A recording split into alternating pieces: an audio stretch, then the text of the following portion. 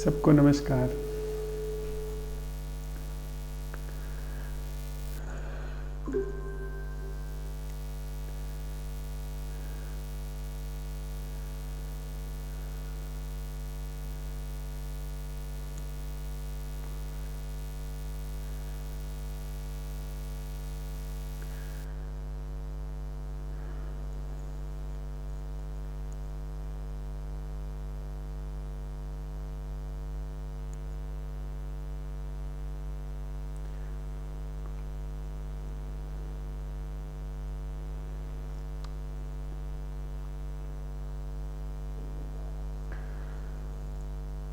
आत्मन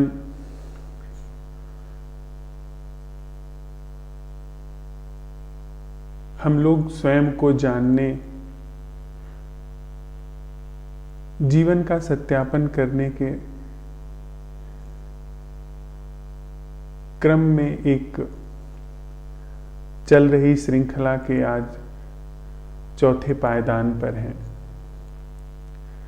हम सब लोगों ने सर्वप्रथम इस तथ्य के सत्यापन का महत्व परखा, जांचा और यह पाया कि हम सब का जीवन कहीं न कहीं दुख में तो है ही, गहरे से गहरे किसी भ्रम से भी आच्छादित लगता है। उसी क्रम में हम लोग साथ साथ चलते हुए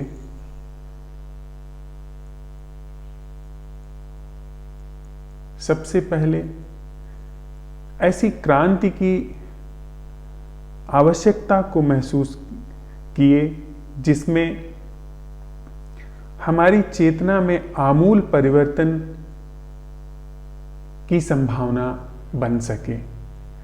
ऐसी क्रांति जो हमारी चेतना के वर्तमान स्वरूप को जड़ से रूपांतरित तो करे ही करे, सम्यक रूप से रूपांतरित करे।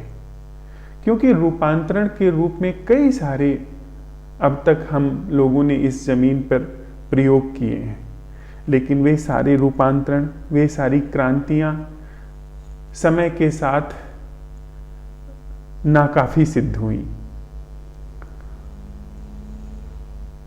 उस क्रम में हमने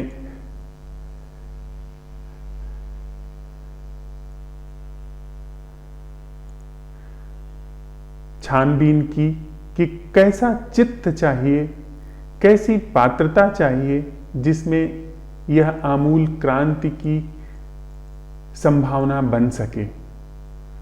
उसका अन्वेषण करते हुए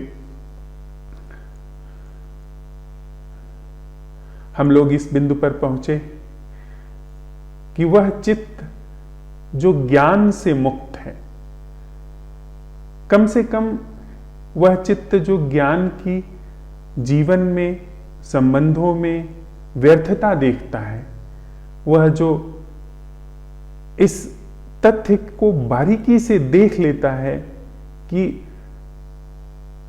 तकनीकी क्षेत्र में ज्ञान तो आवश्यक है, सहयोगी है, लेकिन वह क्षेत्र जो जीवन का है, संबंधित होने का है, उसमें ज्ञान नाकाफी तो है ही, बाधा भी है। वह चित्त जो किसी तरह से किन्हीं गुरु को अपना आदर्श मानता है, उनके वचनों को ही वह अंतिम वचन की तरह स्वीकार करके और उसका अनुगमन करता है, वह चित्त इस हेतु उपयुक्त नहीं है जिसमें यह क्रांति घट सके। क्योंकि ऐसा चित्त सिर्फ अनुगमन जानता है, वह स्वयं पता लगाने में असक्षम है। हमने यह पता लगाया, वह चित्त जो किसी विधि पर आश्रित है, वह एक तरह की विकलांगता है। वह जो तथ्य है उससे सीधे अन्वेषण में प्रवेश करने के बजाय एक माध्यम चाहता है। माध्यम भौतिक जगत में सहयोगी हो सकते हैं, लेकिन जहां पर जीवन है वहां पर माध्यम बाधक हो जाते हैं। वे चाहे विधियां हों, चाहे शास्त्रों के वचन हों, या कुछ भी हो, वह सब बाधा हो जाता है। फिर तीसरे चरण पे हमने यह पता लगाया कि वह मुहूर्त क्या है, वह बेला क्या है जहां पर ऐसी क्रांति की शुरुआत हो सके, ऐसी क्रांति का शुभारंभ हम कर सकें, जहां से शुभारंभ होने पर क्रांति अनिवार्य रूप से जीवन में अंकुरित होती है और अपने अभीष्ट तक पहुंचा देती है, अर्थात उस सम्यक जीवन को उद्घाटित कर देती है, उसका अनावरण कर देती है। जो जीवन दुख से तो मुक्त है ही, वह जीवन सकल भ्रम से भी मुक्त है। उसमें हमने पाया कि जहां पर भी समय है, वह जो भौतिक समय है, जो घड़ी का समय है, वह समय तो है ही, वह समय जो हमारे भीतर है, जो हमारे अतीत के रूप में, हमारे भविष्य के रूप में और उनके मध्य इस भासते तथा कथित वर्तमान के रूप में, इस समय में उस क्रांति का मुहूर्त नहीं हो सकता। वह जो क्रांति है वह इस सारे बनावटी समय से बाहर निकल करके ही उसका शिलान्यास हो सकता है, उसका सूत्रपात हो सकता है। हम सब लोगों ने साथ साथ चलते हुए, यदि संभव हुआ तो हाथ में हाथ लेकर के साथ चलते हुए, बिना किसी आग्रह को थोपे, बिना किसी आग्रह को स्वीकारे, जैसे दो मित्र, दो प्रेमी साथ चलते हैं, इस तरह साथ चलते चलते इसका अन्वेषण किया कि ऐसी क्रांति वही हो सकती है जहां पे समय नहीं है। और हमने प्रश्न उठाया कि वह बिंदु क्या है जहां पर समय नहीं है। हमारे प्रश्न के साथ साथ वह बिंदु अपरोक्ष रूप से उद्घाटित हुआ, यानी वह हमारे संज्ञान में नहीं आया, लेकिन निश्चित रूप से ऐसा हमें स्पष्ट रूप से साथ चलते चलते दिखा। ऐसी भूमि है, ऐसी जमीन है जहां पर यह प्रश्न उठाए जा सकते हैं। उस भूमि को कोई नाम न दिया जाए, उस बेला को, उस मुहूर्त को बस मुहूर्त कह दिया जाए, क्योंकि वह हमारे समय के दायरे में आता ही नहीं है। आज इसी अन्वेषण के चौथे पायदान से आशय है सिर्फ एक सुविधा के लिए, अन्यथा हर पायदान अपने में पूर्ण है। अगर हमने ठीक तरीके से प्रश्न उठा लिया, हमें अगले पायदान पे जाने की आवश्यकता नहीं है, क्रांति वहीं से सम्यक रूप से घटनी शुरू हो जाएगी। हमने अगर समय का सम्यक रूप से प्रश्न उठा दिया तो भी क्रांति घट जाएगी कि वह क्रांति कहाँ घटती है। हमने अगर उस भूमि का प्रश्न उठा दिया जहां पर यह क्रांति घट सकती है, तो वहां पर भी यह पायदान अपने संपूर्णता से उस उत्तर को उद्घाटित कर देगा या उस प्रश्न को पोंछ देगा, जिसमें से ऐसा जीवन उद्घाटित होता है जो कि दुख से तो मुक्त है ही, भ्रमों से भी मुक्त है, सभी तरीके के भ्रमों से एक मुस्त मुक्त है।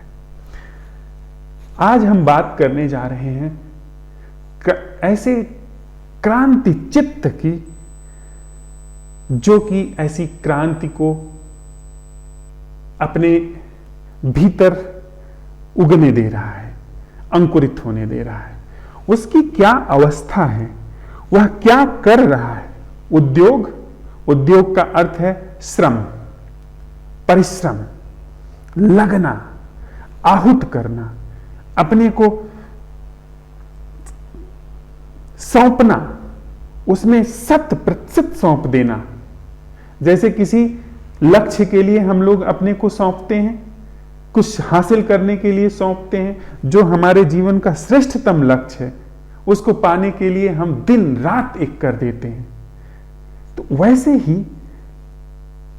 यह कोई लक्ष्य नहीं है, लेकिन रूपांतरण की जो प्यास है, उस प्यास में अपने वह क्या है, वह क्या लगना है जिसमें हम सांगोपांग रूप से इस अन्वेषण में, इस क्रांति में उद्यत हैं। वह उद्योग क्या है? इसमें प्रवेश करने से पहले मैं कबीर साहब का एक दोहा उद्धृत करना चाहूंगा, बस ऐसे ही मौजूद संवाद के लिए, क्योंकि कविताएं कुछ ऐसी चीजें तो उद्धृत की जा सकती हैं मौजू रूप में।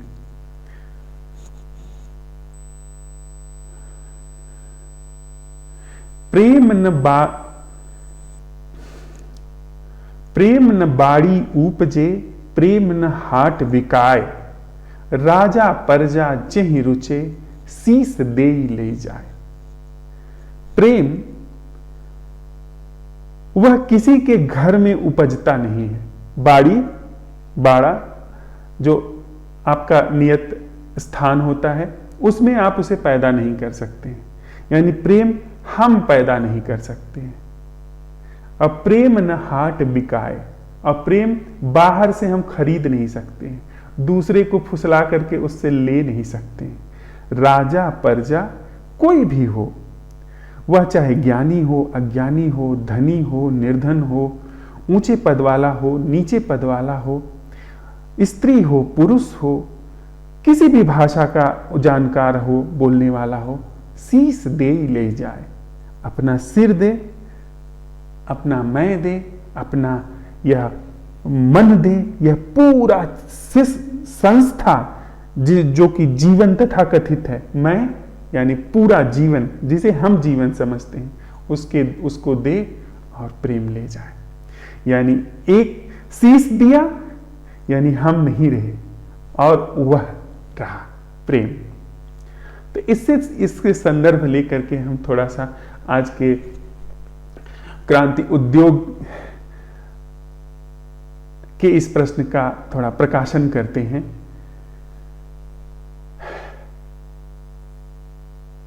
यदि हम यह सवाल उठाए हैं कि ऐसा वह जीवन क्या है जो मैं से मुक्त है, जो मैं की समूची संरचना से मुक्त है, क्या वहां पर कोई सहारा मिलेगा? क्या वहां किसी तरीके के सहारे की आकांक्षा है कि कोई प्रमाण मिल जाए कि इसके बाद जो जीवन है वह मैं से मुक्त जीवन है? अगर प्रमाण की आकांक्षा है, अगर कोई कह दे कि हां ऐसा होता है, ऐसे प्रमाण की आकांक्षा है, तो अभी शीश ठीक से दिया नहीं जा रहा है, अभी खुद को इस उद्योग में ठीक से लगाया नहीं जा रहा है, कहीं न कहीं बारीकी चालाकी बची हुई है। क्या किसी के आशीष की आकांक्षा है कि कोई सिर पर हाथ रख दे, कोई ऐसी ऊर्जा दे दे, शक्तिपात कर दे? अगर ऐसी आकांक्षा है तो अभी भी शीश दिया नहीं जा रहा है।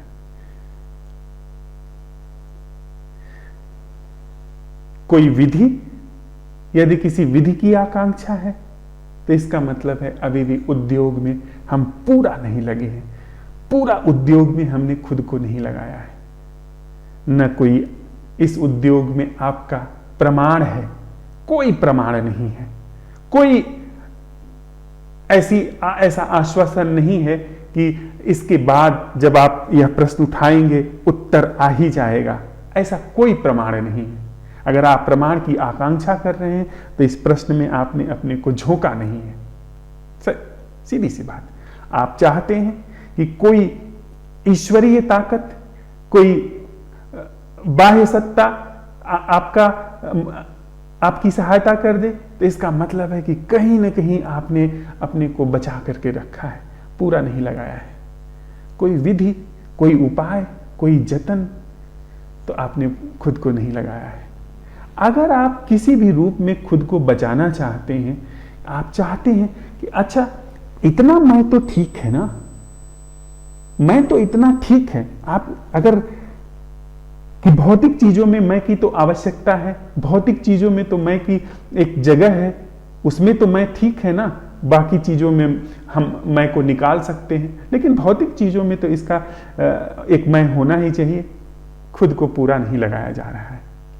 हम फिर सवाल उठाते हैं कि नहीं नहीं, ऐसा नहीं हो सकता, शास्त्र झूठ नहीं बोल सकता, शास्त्रों में तो आत्मा का महत्व दिया गया है कि आत्मा ही सर्वमान्य सत्य है, यह बात नहीं हो सकती। फिर भी चलिए ठीक है, पता लगाते हैं, पर हाँ सच तो आत्मा ही है, सच तो यह मैं ही है। पूरा नहीं लगाया जा रहा है। अगर आप आत्मा के नाम पे खुद को बचाना चाहते हैं, पूरा नहीं लग रहा है। इसलिए यह उद्योग जो है यह पूरे की आकांक्षा करता है। शीश जब आप काटते हैं, सिर काटते हैं, कुछ नहीं बचता। आप ये नहीं कह सकते हैं सिर कटने के बाद कान जीवित रहेगा, सिर कटने के बाद आंख जीवित रहेगी, सिर कटने के बाद, यहां से गला कटने के बाद आपके हाथ पांव सलामत रह सकते हैं। सिर कटने का मतलब पूरा मिटना, पूरा कटना, पूरा हटना। तो कोई भी चतुराई, कोई भी चालाकी, कोई भी आपके संस्कार, कुछ भी अपने को बचाने की जो चेष्टा है वह आपको इस उद्योग में लगने नहीं देगी। तो हम साथ साथ चर्चा कर रहे हैं यह उद्योग क्या है, यह खुद को लगाने का, खुद को झोंकने का, इस तरह से झोंकने का कि जिस तरीके से जब क्रांति होती है, हमारे देश की आजादी की जब क्रांति हुई थी, लोगों ने रात दिन झोंक दिया था, वे सोना जागना भूल गए थे। उन्होंने अपनी समूची शक्ति से उस क्रांति को लाने की चेष्टा की। तो वह भौतिक क्रांति, वह तो फिर भी ख्यालों की क्रांति थी, बाह्य तल की क्रांति थी, सामयिक क्रांति थी, लेकिन यह क्रांति, यह आमूल क्रांति है। यह आपका 100% चाहती है। इसमें कोई भी चतुराई नहीं चलेगी, इसमें किसी भी तरह की कोई हीला हवाली नहीं चलेगी। क्या हम ऐसा कर रहे हैं? क्या हम अपने को खुद बचा रहे हैं कि हम तुलना कर रहे हैं कि यहां पे जो बात कही जा रही है, क्या यही बात रमन महर्षि ने कही है? क्या यही बात कृष्णमूर्ति ने कही है? क्या यही बात वेदों ने कही है, उपनिषदों ने कही है? इसका मतलब आप प्रमाण खोज रहे हैं, आप जगह जगह इस बात की वजन को लेकर के सत्यापन कर रहे हैं। और जितना आप चीजों को लेंगे उतना ही आपकी जो आग है वो गीली हो जाएगी। आपकी धार ज्ञान से मुक्त होनी चाहिए, इतनी ज्ञान से मुक्त कि यह प्रश्न मात्र शेष रहे और ये सारे प्रमाण गीली लकड़ी की तरह, पानी की तरह आपके उस ईंधन में जो कि इस क्रांति में धधकेगा, उसमें बाधा बन जाएंगे। साथ ही जब ऐसी चीजें हम साथ साथ चलते हुए इस क्रांति को लेकर के करते हैं तो हमारी ऊर्जा का अपव्यय होता है, अनुचित क्षय होता है। जब आप कोई विधि तलाश रहे हैं, जब आप इस प्रश्न का उत्तर खोज खोज के अपने दिमाग से लेकर के आ रहे हैं और आपको आशा है कि अभी भी आप अपनी बुद्धि से, जो कि यह प्रश्न कहता है, यह प्रश्न सवाल इसी तरह से प्रस्तुत है कि वह जीवन क्या है जो मैं से न्यारा है, जो मैं से मुक्त है। यह सवाल कह रहा है कि वह जीवन क्या है जो मैं से मुक्त है, पर आपके उत्तर अभी भी इसी मैं को आने वाले हैं।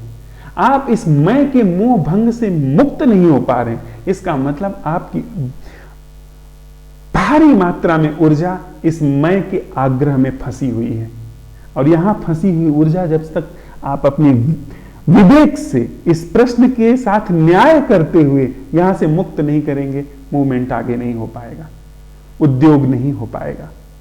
उद्योग अधकचरा उद्योग होगा और अधकचरा उद्योग कभी भी सफल नहीं होता है। जैसे कोई हाफ प्रेगनेंसी जैसी चीज नहीं होती है। या तो प्रेगनेंसी है या तो नहीं है। हाफ प्रेगनेंसी, आधा बच्चा पेट में नहीं होता है। या तो इस उद्योग में, इस क्रांति में आप समूचे रूप से तत्पर हैं, या तो फिर बिल्कुल नहीं है।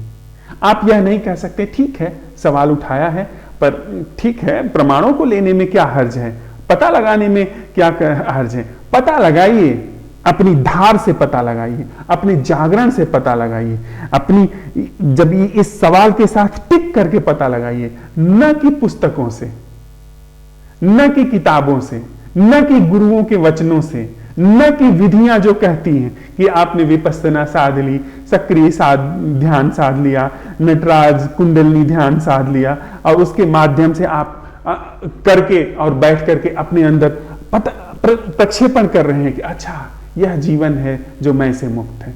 ऐसे नहीं होगा। यह एक ऐसा ध्यान है जो आपके समूचे जीवन को वो आच्छादित कर लेता है, समूचे जीवन को वो हाथ में ले लेता है। फिर आपका सोना, जागना, उठना, बैठना सब कुछ ध्यान है। जब आप यह सवाल उठाते हैं कि वह जीवन क्या है जो मैं से मुक्त है, आपका रोया रोया जाग उठता है, आपका पूरा होना जागृत हो जाता है एक तरफ, और दूसरी तरफ उस अज्ञेय की दिशा में भी अन्वेषण होता रहता है, जहां पर वह जीवन है जो मैं से न्यारा है, जो मैं से मुक्त है, जिसका हम साथ साथ अन्वेषण कर रहे हैं। उद्योग में क्या कोई ऐसी कामना है जो समय में पूरी होगी, कि धीरे धीरे समय एक दिन आएगा तब घटित हो जाएगी? नहीं। अगर यह उद्योग संपूर्णता से, यह प्रश्न अपनी संपूर्णता से इसका उद्योग अगर उठाया गया, तो निश्चित रूप से इसका जो उत्तर आएगा वह जीवन को आमूल रूपांतरित कर देगा। उसमें कहीं से कुछ भी बचने की कोई आशंका नहीं है। यानी यदि इसी मंच पे, इसी संवाद में अपने प्राणों से अपने को पूरा झोंक करके यह सवाल उठा लिया जाए कि वह जीवन क्या है जो मैं से मुक्त है, और आप जिस पर हम चर्चा कर रहे हैं कि विधि, गुरु, शास्त्र, प्रमाण, तुलना, समय, इन सारे जो खतरे हैं जो आपकी ऊर्जा को चूसते हैं, जो आपकी ऊर्जा को अलग करते हैं, आपका ध्यान भंग करते हैं, उनसे आप बच करके इसमें प्रवेश करते हैं। अनिवार्य रूप से यह उत्तर बिना एक पल की देरी किए यही घट जाएगा, या यह प्रश्न आपके सारे उस जीवन को जो मैं से आच्छादित है एक साथ पोंछ करके अलग कर देगा।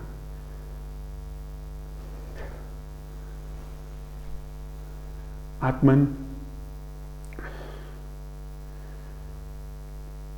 एक छोटी सी इटली की कहानी, इटली की लोक कथा आप लोगों से साझा करता हूं। एक राजा के एकमात्र पुत्र था, और राजा वैभवशाली था, संपन्न था, लेकिन उसका इकलौता पुत्र सदा ही उदास रहता था। वह अपने कमरे से बाहर नहीं निकलता था और कमरे के बाहर सूने आकाश को देखता रहता था। राजा बहुत चिंतित था, बहुत दुखी था। उसने सब उपाय किए, उससे जाकर कहा कि अगर तुम किसी स्त्री से प्रेम करते हो तो वो चाहे दुनिया में कहीं पर भी होगी, मैं तुम्हारे लिए ला दूंगा। तुम्हें कुछ और चाहिए, धन चाहिए, तुम सम्राट भी बनना चाहते हो तो मैं तुम्हें सम्राट बना दूंगा। तुमको क्या चाहिए, तुम क्यों दुखी हो? उसने सब उपाय किए पर उसे ठीक नहीं कर सका। फिर उसने सारी दुनिया से विद्वानों को बुलाया, दार्शनिकों को बुलाया, हकीमों, वैद्यों को बुलाया, और उस राजकुमार को उन सब के सामने ला करके रखा, लेकिन कोई भी व्यक्ति उस राजकुमार को ठीक नहीं कर सका। फिर एक व्यक्ति, एक फकीर, वह उनके पास आया। उसने राजकुमार को देखा और उसने कहा कि राजकुमार को ठीक करना बहुत आसान है। किसी ऐसे व्यक्ति का, किसी ऐसे इंसान का इनको शर्ट पहना दीजिए, कुर्ता पहना दीजिए जो कि प्रसन्न हो, और ये ठीक हो जाएंगे। राजा ने कहा कि अरे मैं इतने खुशहाल साम्राज्य का स्वामी हूं, मेरे राज्य में तो न जाने कितने लोग प्रसन्न होंगे।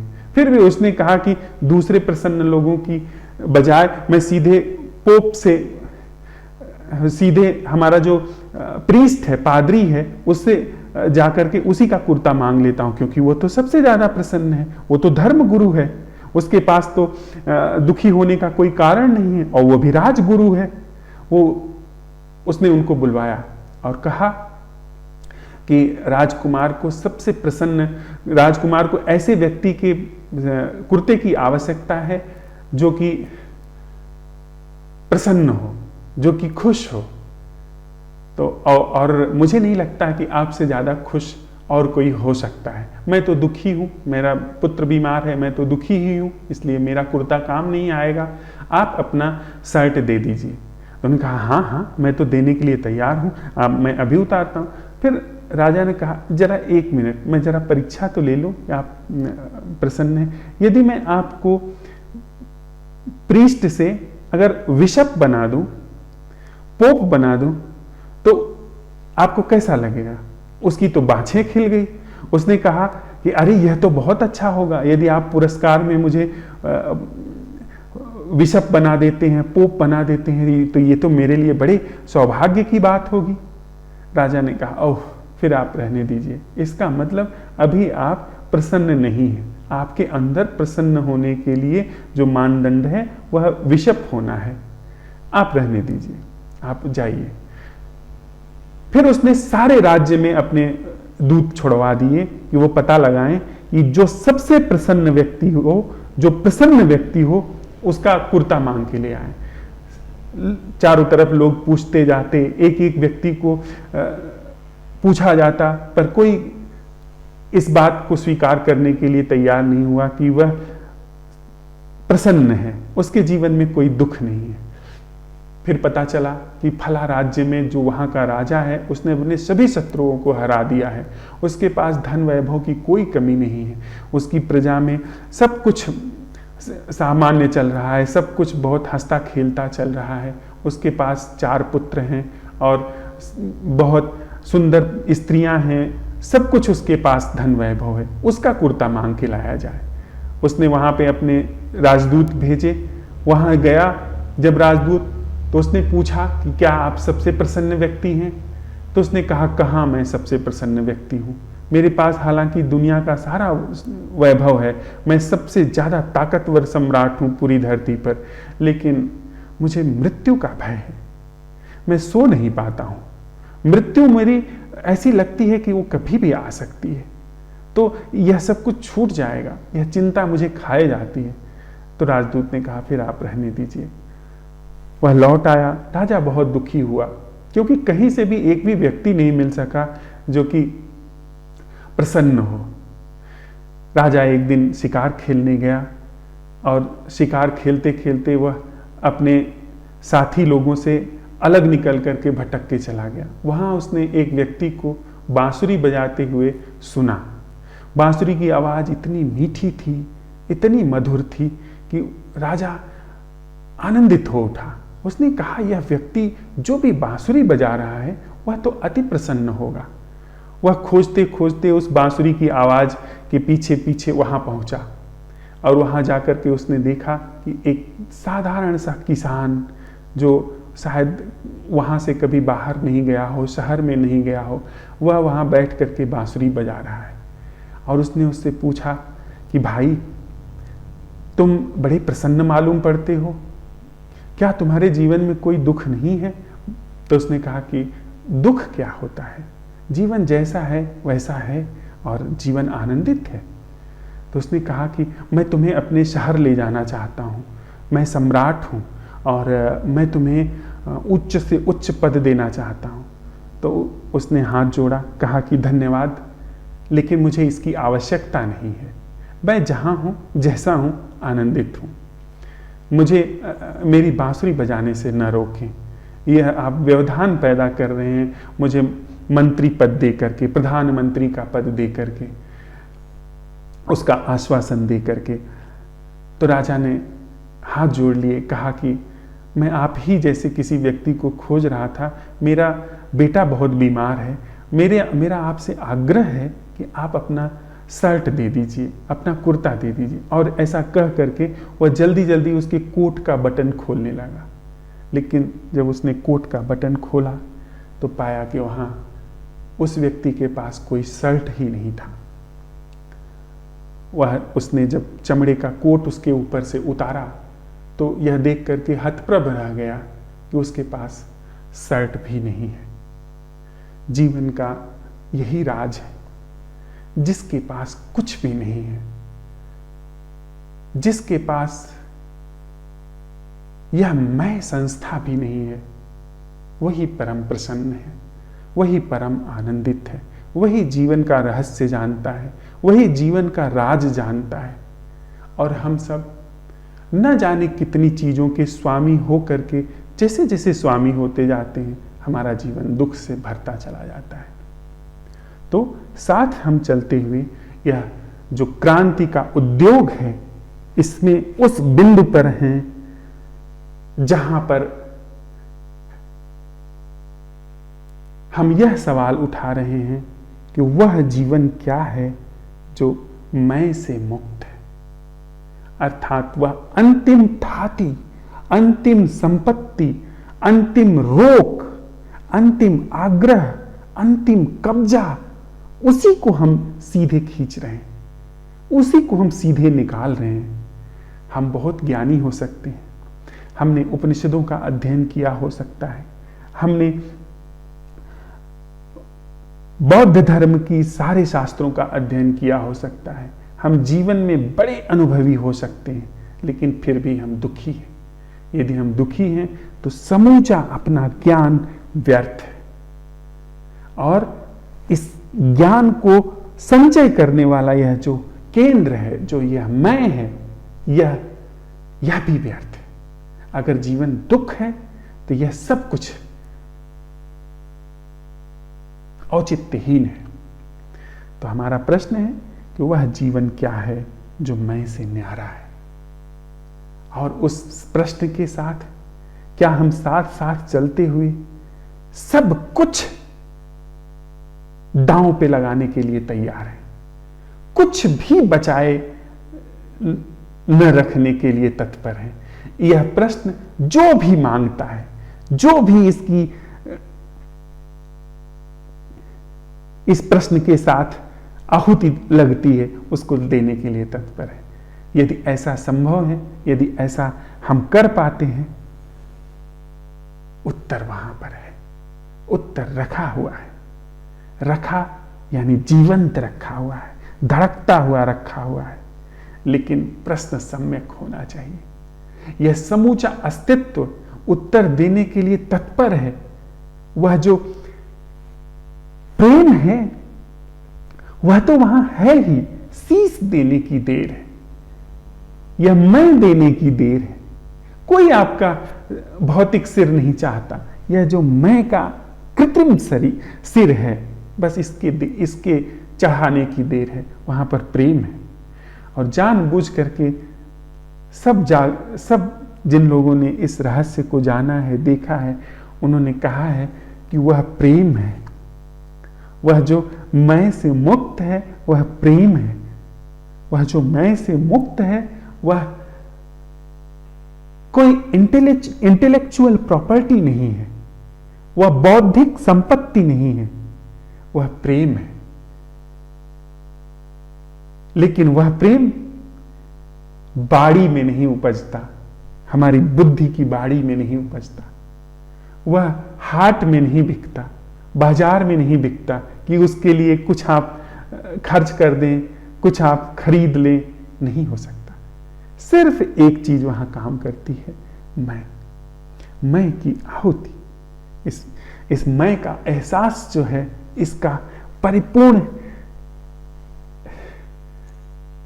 ऑफरिंग, एकमात्र ऑफरिंग है मैं की। एकमात्र अगर कोई चीज हम चाह सकते हैं जीवन को, तो वह है मैं। उसके अलावा अस्तित्व कोई ऑफरिंग स्वीकार नहीं करता। उसके अलावा सब बहाने हैं, सारे तीर्थ व्रत बहाने हैं, इस मैं की ऑफरिंग को न चढ़ाने के बहाने हैं।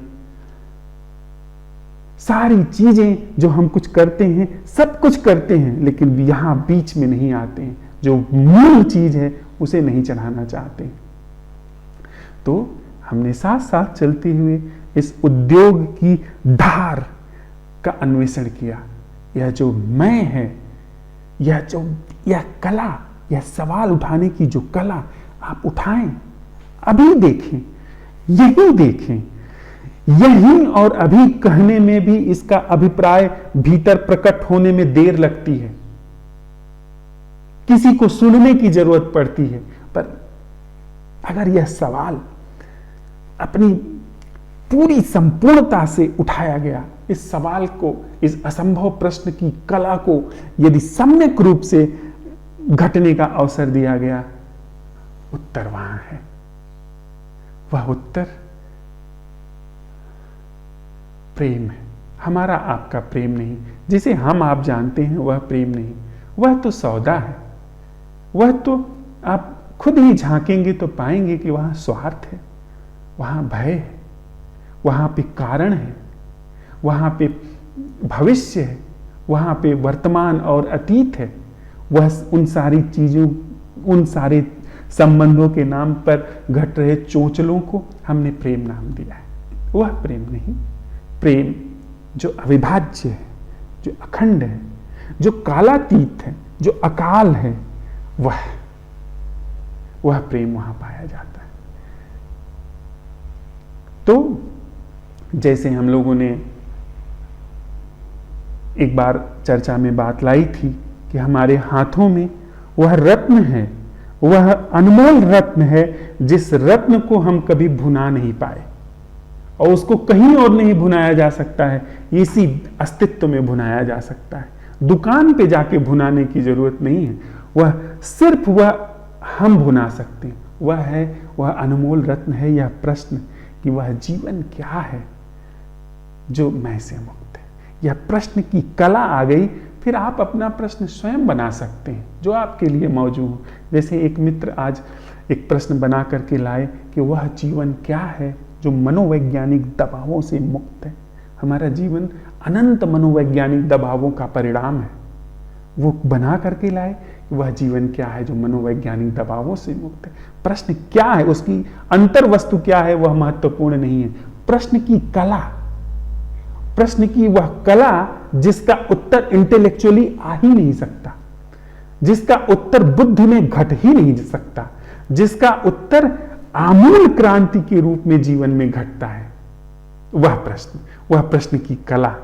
उस प्रश्न की कला से ही हम अपने जीवन में उस प्रश्न की कला के साथ टिक करके, रह करके, उसके वहां पर बहुत फिसलन है, वहां पे बहुत ही फिसलन है। बहुत बार मन कहता है, बुद्धि कहती है कि क्या बकवास है ये। क्यों? क्योंकि बुद्धि कहती है कि आत्मा तो है, मैं तो जानता हूं, पर आत्मा जो कहता है उसका चेहरा देखिए, उसका जीवन झांकिए, वो खुद अपना जीवन झांके। आत्मा जानते हैं आप। खैर, प्रेम जानते हैं आप। प्रेम क्या है? कोई नहीं जानता, नहीं जाना जा सकता। हां, जिया जा सकता है, हम जी सकते हैं, प्रेम जी सकते हैं।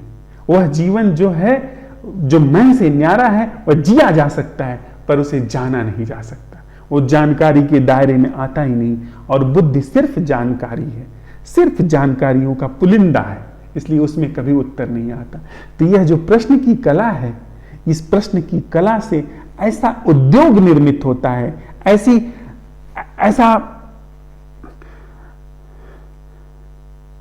ऐसा श्रम, ऐसा खुद को लगना निर्मित होता है, जिससे घटित होता हुआ उत्तर, जिससे घटने वाला उत्तर जीवन की समूची संरचना को आमूल रूप से रूपांतरित कर दे।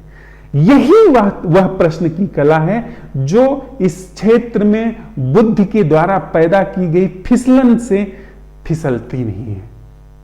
आपके सारे प्रश्न फिसल जाते हैं, आप सवाल उठाइए कि सबसे धनवान कैसे हुआ जाए, झट से यहां पे उत्तर आ जाएगा। ये रुपया कमा लीजिए, धनवान हो जाएंगे। कैसे सबसे ऊंचे पद पे पहुंचा जाए, आप जानते हैं राजनीतियां। कैसे आत्मा क्या है, मोक्ष क्या है, मुक्ति क्या है, सब उत्तर रटे रटाए वहां रखे हैं। लेकिन ये सारे उत्तर बुद्धि में घटते हैं। बुद्धि वहां पे बड़े आसानी से आपको फिसलाती हुई नचाती रहती है। लेकिन यह प्रश्न ऐसा है जिसको बुद्धि फिसला नहीं पाती। क्यों? क्योंकि जरा देखिए इस प्रश्न की कला को कि वह जीवन क्या है। कला, अंतर्वस्तु आप कुछ और रख सकते हैं, अंतर्वस्तु रख सकते हैं वह जीवन मनोवैज्ञानिक दबावों से मुक्त है, वह क्या है। वह जीवन जो समय से मुक्त है, वह क्या है। अंतर्वस्तु कुछ भी रख सकते हैं, लेकिन कला पकड़िए जो असंभव प्रश्नों की है। वह है कि वह जीवन क्या है जो मैं से मुक्त है। इसका उत्तर मैं को आ ही नहीं सकता, बुद्धि को आ ही नहीं सकता। इसलिए बुद्धि यहां पर बिल्कुल ठगी रह जाती है कि यह कैसा प्रश्न है। इसलिए वह सब उपाय करती है।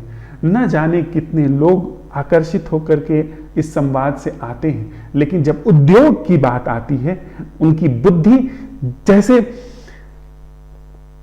जितनी तीव्रता से उनको हटाना चाहती है, खींच करके हटाती है। क्योंकि यहां पर बुद्धि की मृत्यु है, यहां पर मैं की मृत्यु है। आपका कोई हाथ काटे, फिर भी आप जानते हैं भीतर की हाथ काटने से मैं नहीं कटता हूं। अंग भंग होने से मेरा कुछ भी अनहित नहीं होता है, वह सामयिक है, वो थोड़ी देर के बाद ठीक हो जाएगा, आप जीना सीख लेंगे उसके बिना। लेकिन मैं के बिना, तो अंदर जब यह सवाल आता है ना कि वह जीवन क्या है जो मैं से न्यारा है, अच्छे अच्छे जिनको हम साधक कहते हैं बिदक जाते हैं, भाग जाते हैं। क्योंकि मैं से मुक्ति का मतलब मृत्यु, महामृत्यु, शरीर की मृत्यु नहीं, महामृत्यु, ऐसी मृत्यु जिसमें जन्म हो ही नहीं सकता दोबारा। तो वहां पर जिसके भी आग्रह होंगे वह भाग जाएंगे, छिटक जाएंगे, वो निश्चित रूप से भागेंगे। लेकिन जो टिकेगा इस उद्योग में, वह उस परम कल्याण को देख लेगा, वह सब कुछ जान लेगा जो शास्त्रों में लिखा है। वह यह भी जान लेगा कि शास्त्रों में कहां सही लिखा है, कहां गलत लिखा है।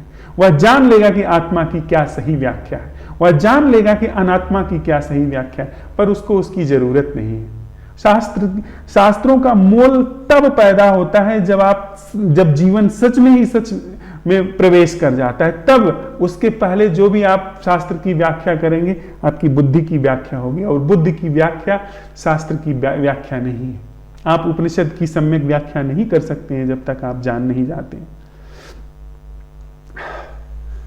तो हमने साथ साथ चलते हुए अब इस प्रश्न को बनाए रखा है, जीवित रखा है, जो न जिसका उत्तर न अभी आने वाला है न कभी आने वाला है। यह प्रश्न अपनी संपूर्णता में यहां विद्यमान है। तो फिर धीर धारो, धैर्य रखिए, अधीर न होइए। अधीर होना उसी मैं का लक्षण है। धैर्य वह कृत्रिम धैर्य नहीं जो किसी लक्ष्य को पाने के लिए हम धैर्य साधे रखते हैं कि एक दिन हम बहुत संपन्न हो जाएंगे तो धैर्य रखते हैं, सब सुख दुख सहते रहते। वह धैर्य नहीं, वह धैर्य जो इस प्रश्न के गर्भ से पैदा होता है कि वह जीवन क्या है जो मैं से मुक्त है। उस धैर्य में अपने आप यह प्रश्न जो भी मिथ्या है वह पूछ ले जाता है। तो एक छोटी सी कविता है, उसके माध्यम से मैं अपनी बात यहाँ पूरी करूं। उसके बाद आप सभी मित्र के प्रश्नों का स्वागत है। कविता है, अब न फिरो इस गांव, अब न फिरो इस गांव पथिक, अब न फिरो इस गांव, बूझो अपनी ठाव पथिक, अब न फिरो इस गांव। जाओगे तो आना होगा, जो ठहरो तो जाना होगा, बूझो सफर का राज पथिक, अब न फिरो इस गांव। मिलोगे तो बिछुड़ना होगा, जो बिछुड़ो फिर मिल जाना होगा, बूझो मिलन का राज पथिक, अब न फिरो इस गांव। जियोगे तो फिर मरना होगा, जो मर जाओ फिर जीना होगा। बूझो जीवन का राज पथिक, अब न फिरो इस गांव। कभी न बसा यह गांव पथिक, झूठी इसकी ठाव। कभी न बसा यह गांव पथिक, झूठी इसकी ठाव। अब न फिरो इस गांव पथिक, अब न फिरो इस गांव। जागो दुई के जाल पथिक, अब न छलाओ इस गांव। अब न फिरो इस गांव पथिक, अब न फिरो इस गांव। तो यह गांव, यह जो बुद्धि का गांव है, यह जो मैं का गांव है, यह जो हमारे मन के समूचे विस्तार का गांव है, जीवन का गांव है, जो मैं और मन द्वारा निर्धारित है, यह झूठा है। यह गांव कभी भी नहीं बसा। यह एक उजड़ा हुआ गांव है, जो है ही नहीं ऐसा गांव है। इसके प्रति जागिए, इसके प्रति हम लोग सब जागे। यहाँ दुई का जाल है, यहाँ जीवन है, मृत्यु है, मिलना है, बिछुड़ना है, यही है। तो हम सब इस गांव के प्रति जागें, जो गांव तरह तरह से सहारा देता है, तरह तरह से उपाय करता है, तरह तरह से प्रलोभन देता है यहाँ बने रखने के लिए। इसकी आकर्षण, इसका मोह बहुत गहरा है। तो इस गांव के मोह से हम लोग जागें, मुक्त हों साथ साथ, और उस अज्ञेय के, उस बिना शर्ट वाले, बिना कुर्ते वाले जीवन में प्रवेश करें, जिसके पास कुछ भी नहीं। हम नहीं, जीवन वहां पर उतरे, अवतरित हो, उद्घाटित हो, जिसमें कुछ भी नहीं है, जिसमें कुछ भी बुद्धि का नहीं है, जिसमें जीवन अखंड है और परम कल्याण स्वरूप है, जिसमें जीवन परम प्रेम स्वरूप है।